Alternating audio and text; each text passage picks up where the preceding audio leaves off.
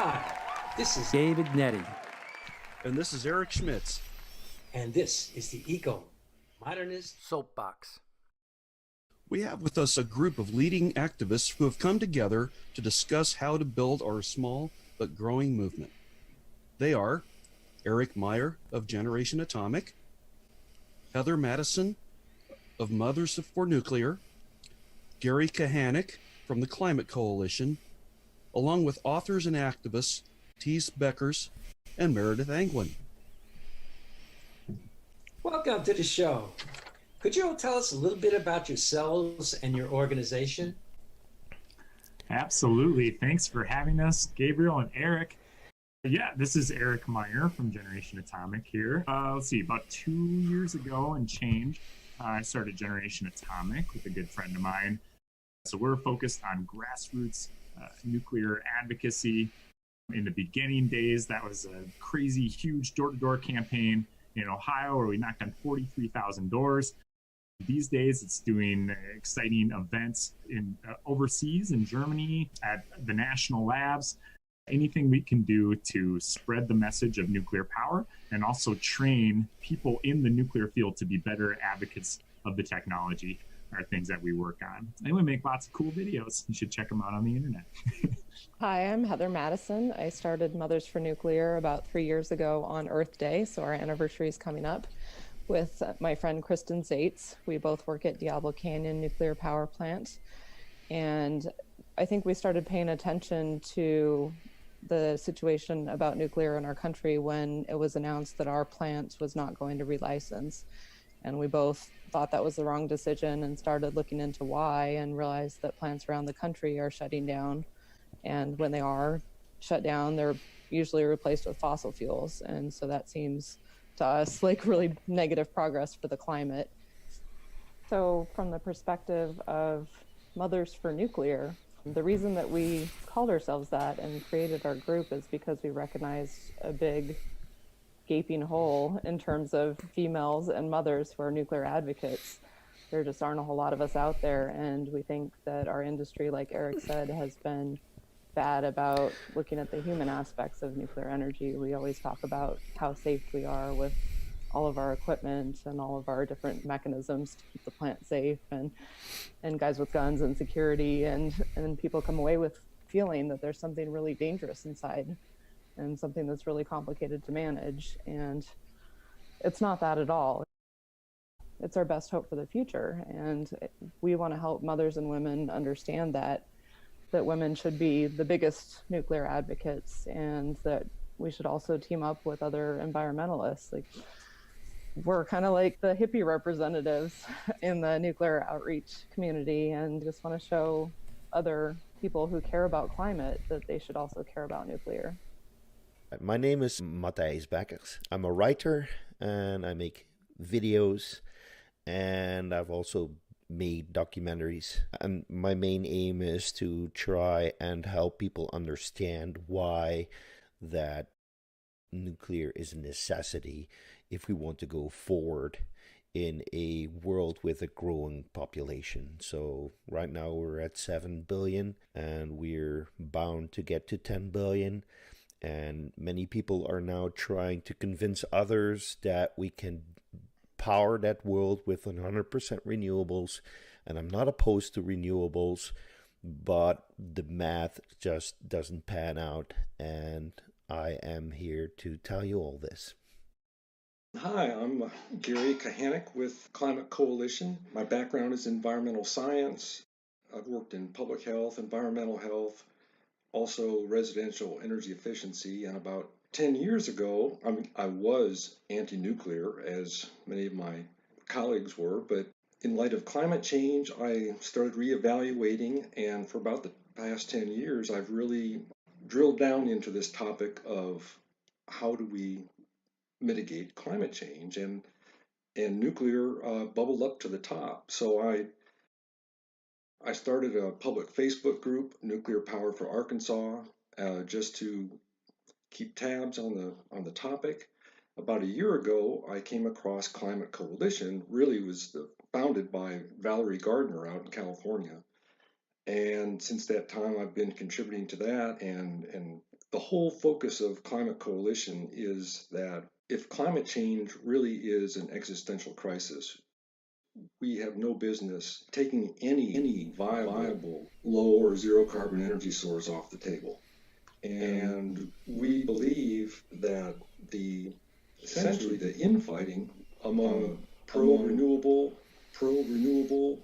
factions and pro-nuclear factions play right into the hand of the fossil fuel industry and is very counterproductive. So we think we need a big tent. Nuclear supporters don't have to like renewable energy and vice versa, but let's just say that we're in this together, and the primary goal is climate mitigation, reduce greenhouse gas emissions. And our website has a lot of good information and actually shows there are many groups working toward that end. So that's our focus. My name is Meredith Angwin. I've been a writer. I started out in renewables and geothermal, and I became a project manager in renewables. And gradually I began to understand the virtues of nuclear, and I switched into nuclear mainly because renewables just weren't enough. I mean, nowadays we have people like Theus and we have McKay of Britain who have done the numbers on it. It's really important. But in those days, it was just like, hey, this is so small. It is not going to take over.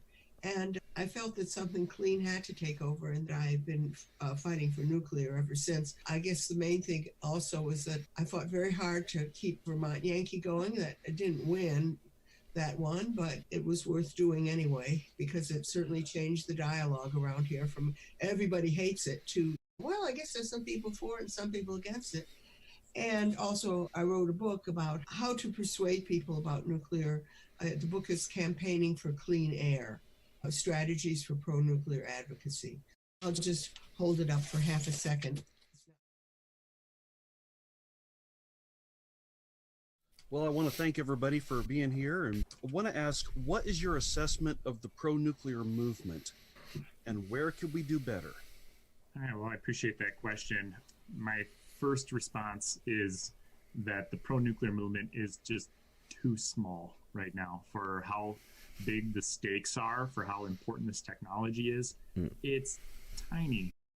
I've been to the climate talks 4 times now, and each of those times, I would say there were probably less than 30 people, and that's a conservative guess. Maybe in some cases less than 20 people advocating for a technology that is the largest source of carbon-free electricity in North America and Europe.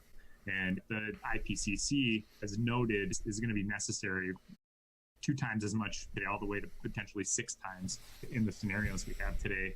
So it's maybe globally with active pro-nuclear advocates, I would say maybe 1,000 to 2,000. There's just not a lot of us out there when you consider we're playing for keeps right now. There are a lot of strengths. Scientific literacy is very high in this group. Passion is huge. Caring for people and the environment is a common thread that is held between this group. It's quite beautiful when you actually dig into people's motivations and for spending a lot of their time on it.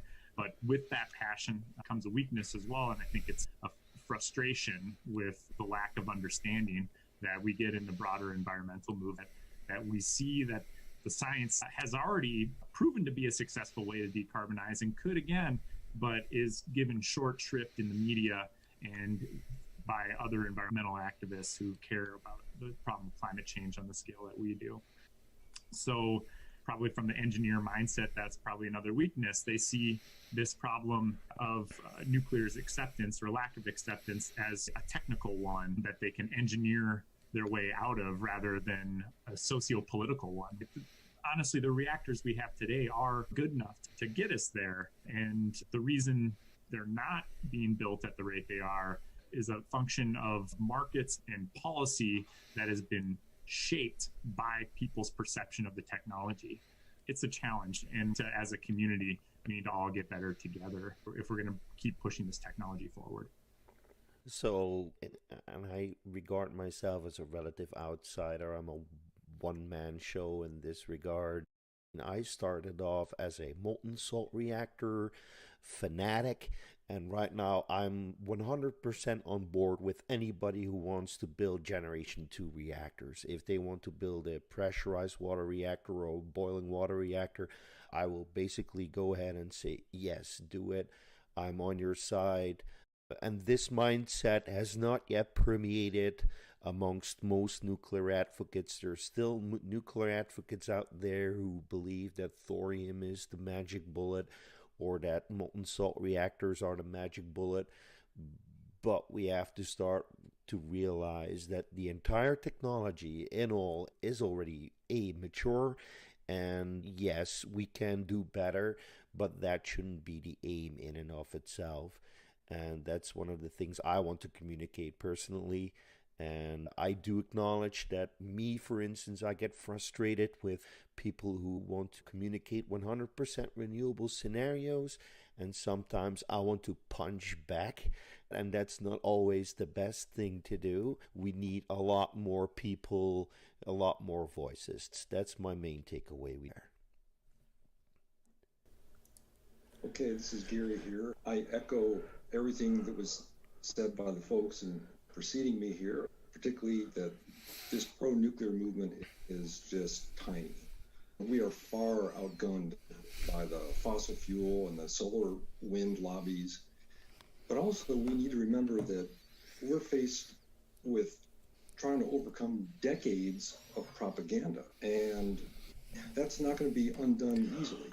So as a result, I think that we need, as small as we are, we need to leverage our efforts. And I think we might do well to focus on policymakers, legislators, and thought leaders of public opinion, to try and deal with the public sentiment at large. It's just a massive task. And, we need to be smart in how we spend our time and who we target. So that's one thing that I have come to understand. There are a lot of independent groups. We need to be more unified. I think that's part of what we're trying to do with Climate Coalition. Messaging, the nuclear industry, they can do a lot better, obviously. And I think that this focus on safety is the wrong message.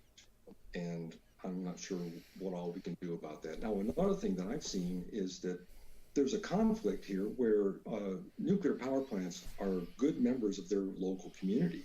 They provide a lot of jobs. People love having them there. They support the local economy.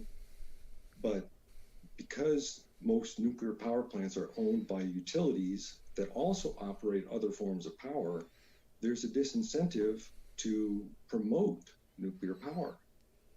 As an example, I've been after Entergy, the owner of our one plant in the state of Arkansas, to get out there and join the Arkansas Advanced Energy Association, a trade association for advanced energy, and they won't do it. I think that part of it is that the industry won't promote itself, and there's reasons for that. So, we are evidence and science-based, very strong in that, but I think use that to target and leverage our input with the thought leaders.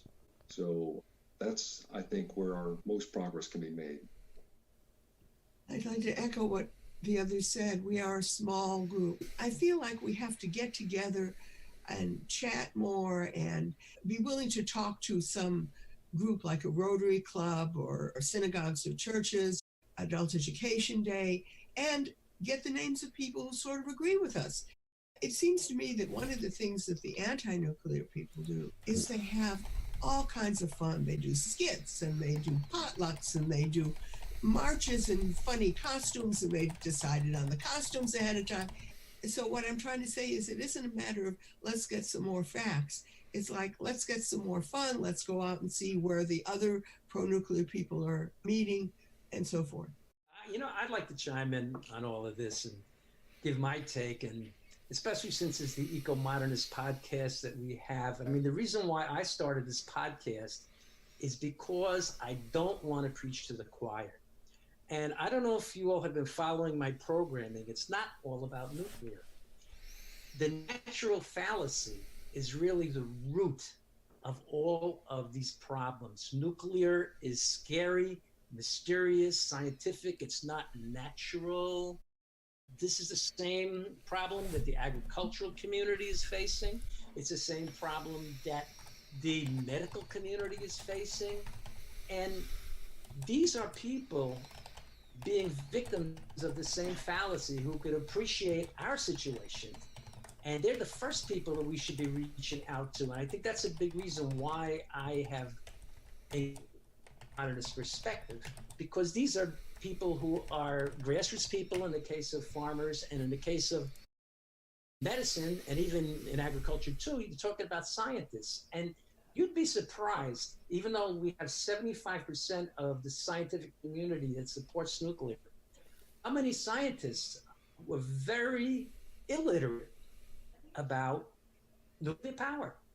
I've spoken to people with postdoctorates who are anti-nuclear. I spoke with a postdoctorate one time, and she said, "What have you been doing?" I says, "Well, I have this podcast, and we promote nuclear power." And she's a climatologist. She said, "Well, what are you doing about the climate?" And she don't get the connection at all, because these scientists are often caught up so much in their particular field that they don't really see the whole picture. Just maybe sometimes even less than the layman. And if you get the scientists to go along with you, the public will follow. And the next thing I want to say too is that we got to show respect for people and not assume that anti-nuclears are all a bunch of idiots. They just quite often don't understand the technology. There were just a couple of things that occurred to me. First of all, Meredith, you mentioned the costumes, and I immediately thought of Eric and the polar bears. Totally fabulous. That was great. I love them. We can do that too. We can do that. And then the other thing was, we talked a lot about industry promotion and communication. And the last time I ever blogged was 2 years ago, and it was a transcript of a speech that I gave to my local Toastmasters club about Fukushima. And it occurred to me that every nuclear power plant in the country, or in the world really for that matter, really should have something like its own internal Toastmasters club, so that people can get practice with speaking and communicating with the public, because it was hugely beneficial to me. It's a tool that we really could stand to use. I think it would help a lot. I think that a lot of the studies that are showing that, you can't do it with 100% renewables are also very important. And studies that show that very low levels of radiation, for example, moving to Denver, don't have any detrimental effect on health. There are other studies that are important too. I think our problem is that we tend to think that the next numerical study will be the magic bullet, and the magic bullet is more likely to be ourselves going to a career day at our local high school and talking about why we're nuclear. I think familiarity is hugely important. Talking face to face with someone, once they see that you're not an evil, scary person, and they have a little bit of trust, and they are familiar with this, that can just work wonders. Again, face-to-face meetings with just average folk, but also if you can target legislators, business leaders, people who are leaders in their community, that can really spread our effort quite a bit. We've been taking so many pages out of Citizen Climate Lobby's book, because their entire approach is about just training regular people to get really good at having the conversation about the issues with elected representatives. So I'm really excited to be unveiling a legislative training to students at the American Nuclear Society conference, with a special emphasis on students in Pennsylvania and Ohio, states that have less than 2 months now to pass legislation to save all the nuclear plants in Ohio, and 2 for now in Pennsylvania. I think this is a really important initiative, and it warms my heart to hear Gary's head's in the exact same place. And we probably need to connect and catch up after this call. I guess that underscores what somebody said earlier. We need to coordinate more. I think we're so used to being a little bit out on our own, we can forget that we do have some allies that are ready to get each other's backs at a moment's notice. That's I guess another one of the potential strengths of this community. And I just did a soapbox on them, and I did it for a very good reason. But that's one organization that has an open tent, and this affords pro-nuke people the opportunity to get out in the public and to fight for climate change as well. I know since I've joined and I've been involved, I've converted the leader of the Miami chapter to becoming pro-nuclear. And in his last meeting, he was telling everybody about Michael Schellenberger and about why we need nuclear power in that meeting. And I would recommend that organization highly, and also because that carbon fee and dividend is something that nuclear power needs. It's about economics. It's not just about activism. Right. And I'm stoked to see that companies like Exelon are actually putting money into political plays to make carbon taxes a reality. Some of the other nuclear utilities, I hope, like Southern and Duke, I hope will also get on board. But I think they're looking at their total portfolio and still seeing a lot of gas and a lot of coal in there and thinking, this might hurt us more than it helps us. The utilities have to be big players in this transition to a clean energy economy. So hopefully can find a way to include them, because I think then it becomes a lot more realistic from a political standpoint for this to happen quickly. I know that climate is what has motivated me to be involved with nuclear power, as it is the only effective way to decarbonize, which puts us at the tip of the spear in the climate movement in a way, even though we're not involved in that movement as we should be, at least in my opinion. What do you all think should be our relationship to the environmental movement? I mean, that's the title of my book, Campaigning for Clean Air. But there are other reasons to be in favor of nuclear, and not everybody is going to join for the same reason. It's quite important to recognize that.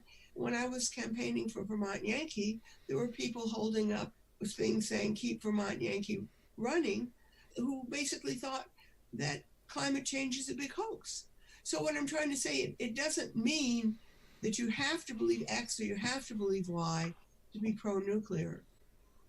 That said, I think that many of the people, and certainly in this list, including myself, who are pro-nuclear, one of our major reasons is for clean air. And so the question is, what is our relationship with the rest of the environmental movement? And that's very complicated, because if they're going to be mean to us, maybe we shouldn't hang out with them. I mean, I have been in situations where environmentalists have said things to me like, have a good cancer. It's not so much fun as it could be. So what I'm saying is that I think we have to be willing to talk, and we have to be respectful, and we have to be really sort of almost turning the opposite cheek when someone is insulting. But I think to some extent, it's up to the environmental movement to be at least open to listen to us. And if you say, oh, Meredith, you're being so mean, I'm going to say, okay, so I'm a mean lady. Okay. I do agree with Meredith. To me, climate change, greenhouse gas emissions, is a first order problem. If we don't solve that one, none of the other problems facing humanity really matter that much. So we can't just let that go. And we have the facts on our side. I know the public may not respond to that as well, but climate change, climate action is getting a lot of press. You know, we've got students on strike across the world. We're only going to see more and more of that. So I think we need to really underline the fact that nuclear is a major player and that we cannot solve this without it. We need all aspects of solutions, certainly. But if you remove nuclear, we essentially fail. And I would call that a critical control point.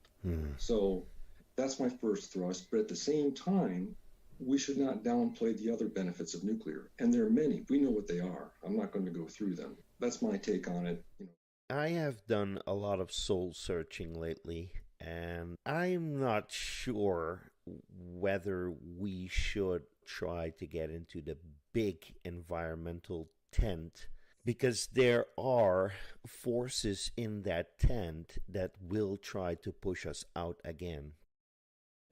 We should regard this environmental thing not as a big tent, but as a big fair with all different tents. And our tent just has to become bigger. And I think that we have to try and bridge more gaps. So, yes, environmentalism is my prime motivator to do this, but I also see potential allies at places where people are lukewarm to environmentalism. So, do I want to become a diehard environmentalist with all the stuff that is attached to it? Some of us can, and I'm looking at this from an individual standpoint, but I do understand the need to at least ally ourselves with big environmental groups. Look at, for instance, what you did, Gabriel, embedding yourself in Citizens Climate Lobby and convincing a leader of your local group that nuclear is necessary. Those are important victories. And I think that within the environmental movement, that should be our focus, to achieve those victories and slowly but surely render those 100% renewable forces or the blatant anti-nuclear forces less effective over time. But it's going to take a while, and I'm not convinced that we can pull something like this off within a time frame of like 2 or 3 years. It's going to take 5 or perhaps even 10. I am convinced that we can do that, but I want to maintain all avenues. I want to be capable to speak to, for instance, a Republican and say, listen, guy, I mean, I know you don't take environmentalism seriously, but there are also other merits to nuclear power that will help you get on board with what I'm trying to achieve. But I do want more allies, so we have to work to achieve that goal. I have a really personal story with environmentalism growing up. Save the Whales campaign by Greenpeace. I was all over that when I was a kid. When I was in college, I was the recycling chair for my dorm. And just like gradually over the years of doing that, I realized that most people aren't going to change their habits. They like a certain quality of life, and they're not really willing to go in the other direction. I guess what made me really become a nuclear advocate is using less resources. We need to provide large-scale solutions for a lot of people that want a comfortable life. So in terms of environmentalists now, I want to reach out to them and talk to them and see whether they think other people are willing to do that. So let's see, I was part of the Sierra Club program called Ohm Connect. It's a demand side management where they try and encourage electricity users to turn down their power usage during certain hours of the day when lots of the dirtiest power plants have to come online because there's no solar and no wind. So they send out these alerts to people to turn off your TV or save power for this 1 hour when the grid is the dirtiest. And I found for myself, trying to use that program, that I would get these messages and look around and, well, there's nothing I can turn off. So we need to provide solutions that are realistic for people who want to have good lives. Environmentalists hearing that story of evolution for me might be a little more willing to consider that viewpoint. Yeah, I'm glad you brought that up, Heather. People aren't ready for that, and we're seeing kind of a very extreme blowback of that in the characterizations of the Green New Deal right now. But I did go to the climate strike today and interviewed a bunch of kids about it.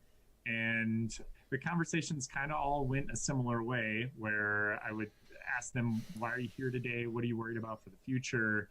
There seems to be a little bit of a disconnect in some of the people in the environmental community and what some climate scientists seem to think, and IPCC in regards to the role of nuclear.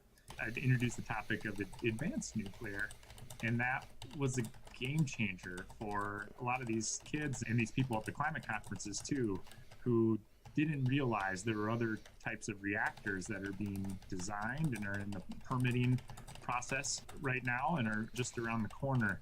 And when they realized that, it was like you could see a new sense of hope that we might have even more tools than we have today to accomplish our goals. So going back to the original question about our relationship with the climate movement, I do think that overall we do need to be joiners. We are going to get some resistance from parts of the climate movement that have a storied history of anti-nuclear activism. But I think as we get more scientists on our side, more politicians on our side, that group will continue to marginalize themselves, just like the anti-vax movement has done, just like the anti-GMO movement has done. Even Bill Nye was against GMOs and eventually had to come around on that one. So some of our volunteers have been doing an amazing job at doing exactly this. I already mentioned a couple of them, including Jim Hoff, who I didn't mention it. He's been systematically calling all of the environmental groups in the Philadelphia area, because we did some research and found out that the freshman Democratic legislators in that area are the most resistant to including nuclear in that state's clean energy portfolio standard. And so he's had just lots of one-on-one conversations with these folks on the merits of nuclear, and by and large convinced almost all of the people he's talked to. And we're making plans to go to Harrisburg and lobby together. And another one of our volunteers is setting up a screening of Pandora's Promise in partnership with the Sustainability Council at his college. And that's how you get a room full of people that might not agree with you and to actually engage with the topic. Give them some speaking opportunities, co-promote it. It's great. Now, if you would have just printed out posters and said, I'm screening this as myself or as Generation Atomic, you'd be hard pressed to get 10 people in the room probably. But because of that co-partnership, it opens up to a new audience. So I'll say one more thing. We've been thinking about how to get more people involved, very much along the lines of what Climate Coalition has been thinking about. How do we get the broader climate movement involved in saving nuclear plants and laying the groundwork for advanced nuclear? And we're going to be launching Action for Climate with actions in all 50 states, but it won't just be nuclear stuff. We're going to have things on carbon taxes. We're going to have things on biomass, things that the broader climate community can get on board with. While they're there, they can see, wow, there's a lot of things that have to do with nuclear power. I wonder why that is. And so we're hoping that this is a platform that a broader movement will participate in if they want to do something in their community to promote new clean energy. So it's something I'm really excited about. And I hope we can look back in a year and all of our efforts have paid off and we have really, really broadened this movement to save these plants and get ready to build some more. Yeah, I'd like to chime in myself a little here. And I'd like to compliment you, Eric, on something that you didn't mention. The last time they had the climate march, you encouraged everybody to get out there with pro-nuclear signs and to send back pictures. That's what we need to be doing, because we are objectively at the tip of the spear. I can't say it enough. Nuclear is the solution. All the facts are tremendously on our side. So, we need to be there. I'm going to tell you a little story, right? I came into nuclear power from the environmental movement because I came to realize the beauty of it as a solution, okay? And I used to be in the Green Party, actually, even. But I've been involved with 350, and it's gone from being called a shill and even taken off the Facebook page, even though I was on the board because I defended nuclear power. It's gotten to the point now, because of my persistence, that every once in a while I put stuff out about nuclear power, and we used to have big brouhahas. Now, hardly anybody answers, or people ask questions, and it's never disrespectful, and people don't even disagree. And I think we need to learn something from both the civil rights movement and the gay movement. The sit-in people who went to the counter and ordered food when it was whites only, and how when everybody was throwing spitballs at them and you name it, they just remained calm. And their dignity is what won the masses of people over. And I think that's how we have got to be. This is very difficult, it's painful, but this is a struggle. Now, as far as the gay movement, there are a lot of people in the environmental movement that are afraid to come out, just like gay people were afraid to come out, and get them to come out too. And I think we should think about it in that way. We've mentioned the Green New Deal, and of course, it's the big news. Right now, it's more of a vision statement, a set of goals and objectives that we want to accomplish. And so many different people have their own ideas of what should be a part of this Green New Deal. So, what should be our position on the Green New Deal? Because I just wrote a piece about this. It's about to be published in the Fourth Generation blog. I think the Green New Deal, if you look at it from a PR perspective, it's a force to be reckoned with. Having said that, politically, it's dead on arrival. It's such an enormously convoluted plan with so many hyper-partisan ideas. And here's the thing, the political pendulum in the US is guaranteed to swing every 4 to 8, maybe if you're lucky, 12 years. And the pendulum basically crushes everything that has been built up that is hyper-partisan. Because the other side would just take the sledgehammer and break it apart piece by piece. And I do understand where these people are coming from, but I have a feeling that we are giving too much credence to this plan. And if you look at it rationally and objectively, I think it doesn't stand a chance. I would love to walk up to Alexandria Ocasio-Cortez and say, listen, I understand where you're coming from. You're trying to change the world, but take a step back and try to work with your fellow representatives and try to reach across the aisle instead of trying to pull everybody to the left, which he's trying. I haven't seen her say anything blatantly negative about nuclear energy, so I don't know if there's a small opening there. I mean, there's plenty of Democratic representatives and senators who are overtly pro-nuclear, so we have to work with them. And I would love to get Bernie Sanders on board and Alexandria on, but chances at this moment are slim. I think they are inundated in the 100% renewable narrative. So I'm not too thrilled about the Green New Deal. Okay, Gary here. I agree with Tees that because of the hyper-partisan social agenda of the Green New Deal, I mean, that's a hot potato. Whatever goals you had will not be attained. So I guess my perspective on it is to say, look, climate change is urgent and we really welcome the increased attention to it. That's a very positive message that has been lacking for years. We should celebrate that. That's fantastic. We have seen that nuclear power is a big player and that can contribute to that, and leave it at that.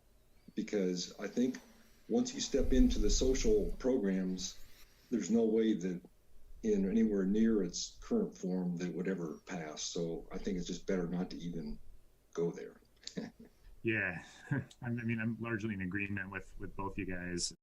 The one thing I love about it is how it has galvanized a lot of people around doing something on climate change. The kind of the main talking points of the environmentalist left, even just a year ago, there was stuff on climate, but a lot of it was focused on stopping pipelines and divestment and kind of these kinds of things. And you don't hear as much about that. Now it's more focused on, okay, we got to build a lot of clean energy really quickly. I think one of my larger frustrations about it is that it has overshadowed a decade of citizen activism and just slow, meticulous movement building by Citizens Climate Lobby in favor of a technology neutral piece of legislation that had already garnered bipartisan support. and something that would help out a lot of people by putting some more money in their pocket every month. And that's the Energy Innovation and Carbon Dividends bill.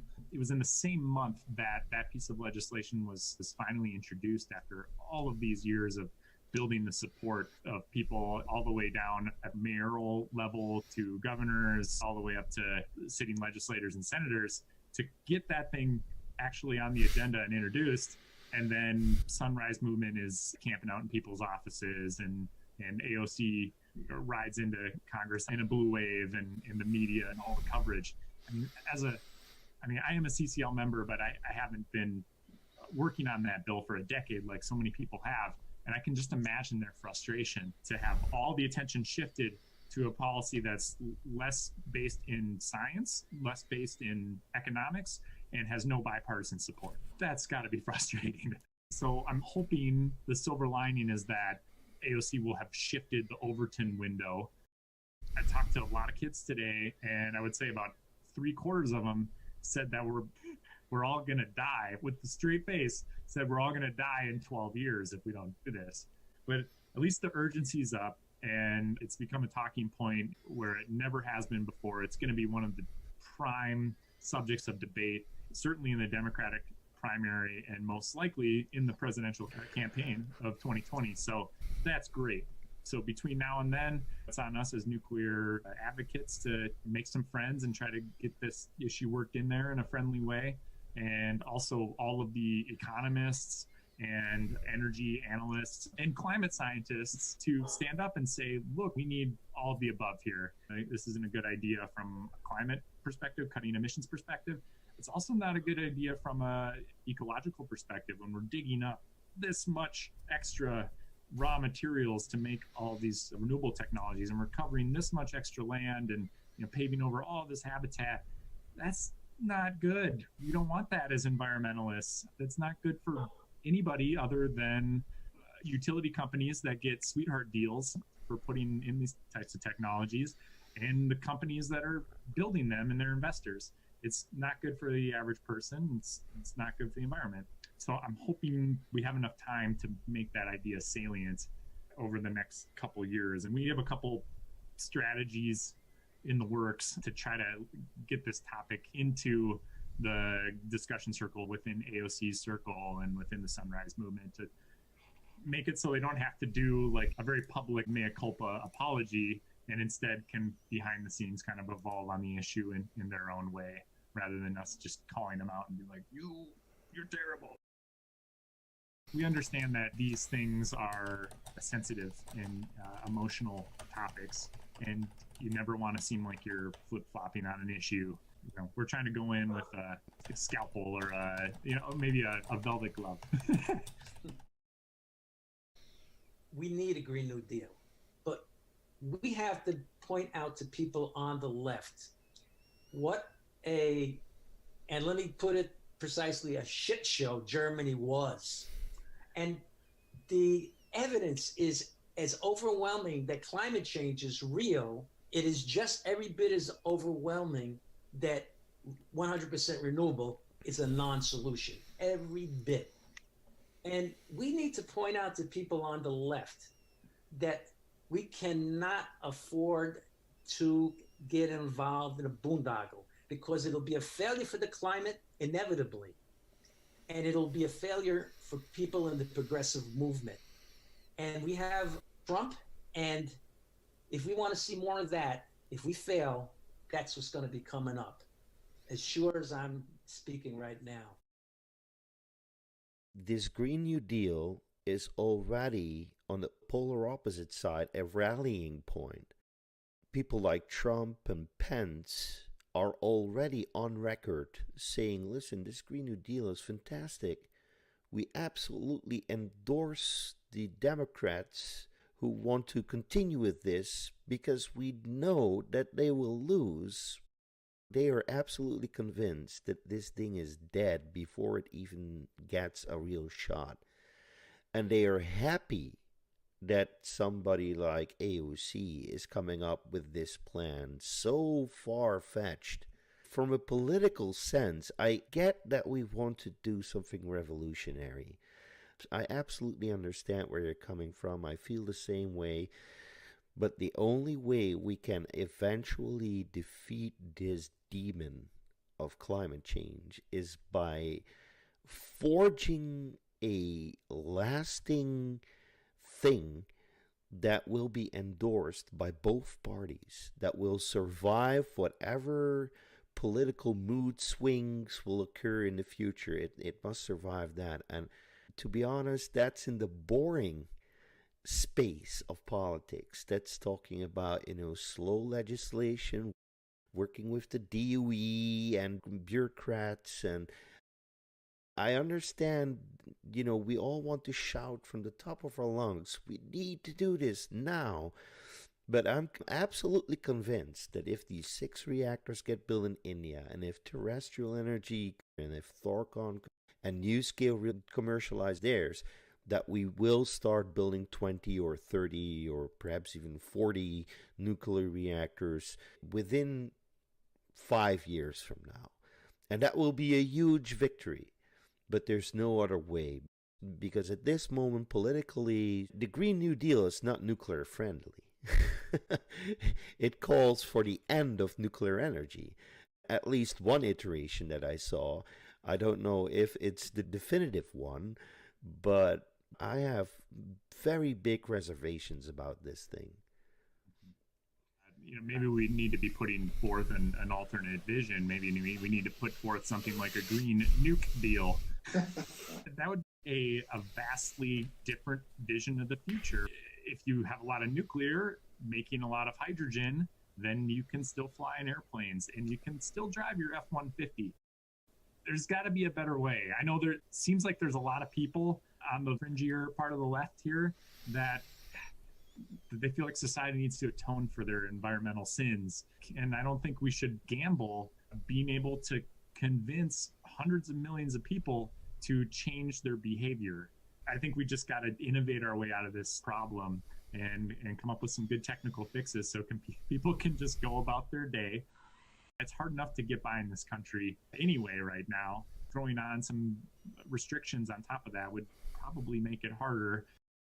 So yeah, I think that we need to go tech neutral, market-based innovation, which I think is probably going to point to nuclear, and then innovate our way out of the other sources of emissions that we have right now, and embrace research, development, and technology to get us out of this problem.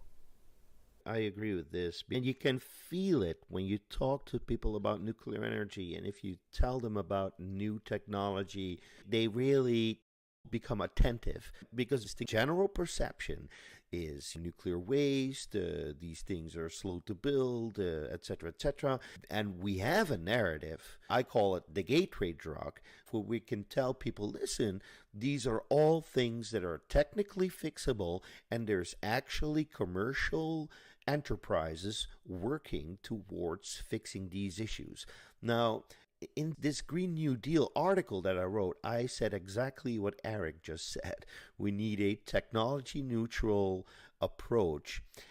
We can't say carbon neutral or low carbon technologies, but if you add the advent of not having to change your fossil fuel infrastructure, your fuel delivery structure, by deploying ammonia or dimethyl ether or whatever, which you can burn in any old truck. I think that's the key point where you can win over a lot of people. If you can say nothing has to change, you can keep your gas central heating.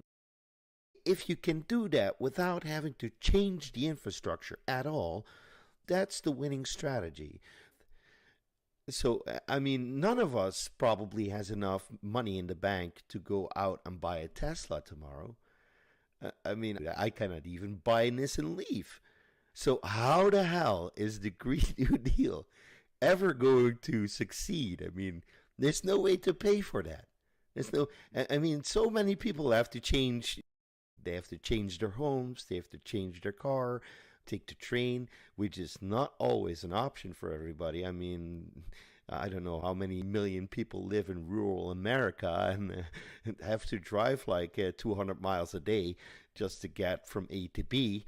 There's people who do that. I mean, We're asking a lot of these people. So my bet is on keeping the infrastructure intact, but supplying the energy through nuclear, which will be a natural conclusion without having to specifically say we need to have nuclear to do that. If you say synthesized fuels, you're halfway there. The only thing that can give you that is high temperature reactors. Well, you know something, I think it is a myth that a sensible nuclear is either bad for the economy or bad for lifestyles. I think it's exactly the opposite because it'll put people to work a lot more. I think it'll stimulate the economy. Right now, people are going through rush hour hell through most of their driving lives. That could be eliminated with state-of-the-art public transportation. The perceptions are kind of not really where they should be. I want to put in another plug for Citizens Climate Lobby, and focus is to be laser focused. We've seen the slow plodding success of that, and I think that as far as the Green New Deal, when we start getting into the social programs, we've lost our laser focus. So I think that should be considered for the pro-nuclear community. And we just recently, several weeks ago, I went to a regional CCL meeting. They had a panel. Nobody was representing nuclear. And they wouldn't let me sit on it, but they did allow me to put up a poster session. And it was interesting how many people came up to me and said, you know, you're right. We can't do this without nuclear. And one young woman said that her reaction when she saw my poster was, why is this here? We're environmentalists.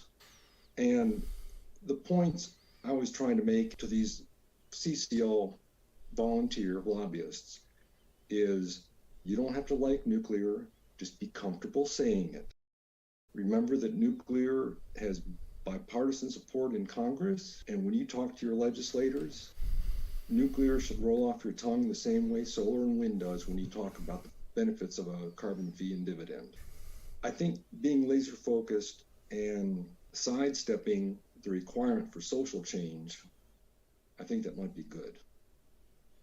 In conclusion, I agree with Gary. I also agree with Gabriel. We need something better. We need people with legislative power and the popular counterbalance to AOC to come forward with something like that. And counterbalance doesn't necessarily have to mean right wing.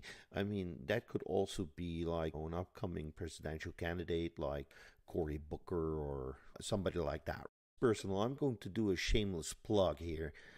My channel has been growing since I put out the documentary, and I'm really, really, really happy with that. I went from 650 to right now it's 918. If I may, I would like to ask the listeners here. I don't know how many there are. I bet 10,000 or 20,000 at least. Get over to the Nuclear Humanist channel and press subscribe. I think I can make 1,000 before the summer is up. And might surprise some of you, I'm going to make a second documentary. I've learned a lot from making the first one, mistakes I made, things that can be done better. It's going to be called Radiation from Mind to Patient, where I basically follow a chunk of rock all the way to the patient. So that's one of the things that I'm going to work on. It's going to be very informative.